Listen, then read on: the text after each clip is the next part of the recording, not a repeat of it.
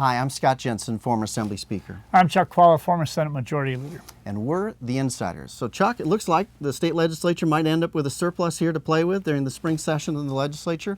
What do you think they should do with that? Definitely, they should keep it. In fact, there was a study recently by Standard & Poor's saying that we are in about the 12th worst condition of any state in the nation in terms of being able to handle a downturn, a rainy day.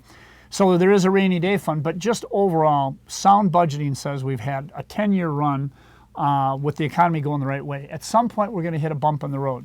We definitely ought to be keeping that money, and then you put it through the normal budget process in the next session.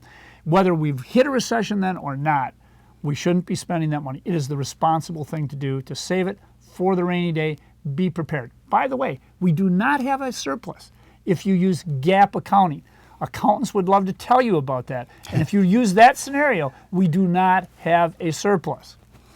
All right, this show is not the professors, this show is the insiders. Since Chuck, they are not going to do what is the public policy rationale, the right thing to do with regards to the money.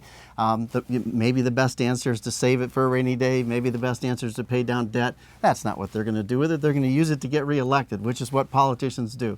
So my expectation is that they will use that money to try to cut property taxes and to deal with some other issues that they know the voters care about. The clean water legislation that's going through the legislature, I think that's one that they'll deal with. But they're going to spend that money in a way that helps them get reelected in the fall. That's what the politicians do, and you know that as an insider.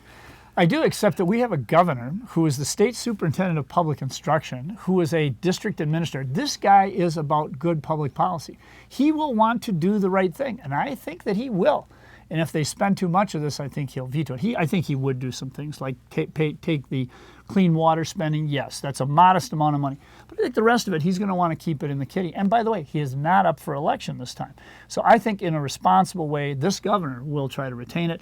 And frankly, if you have the discussion, it was interesting. Both of us agree. The irresponsible thing to do is to spend it. The irresponsible thing. How nice to have a governor that wants to do the responsible thing. Well, I tell you what, for the first time in 8 years, we've actually seen our property taxes start to go back up again. After 8 years of Republican control and property taxes either going down or being frozen, I think the Republicans will be smart to try to continue that policy. And if the governor wants to take the political risk and veto that, that's a good place for the Republicans to be sitting. We'll see. See you next time.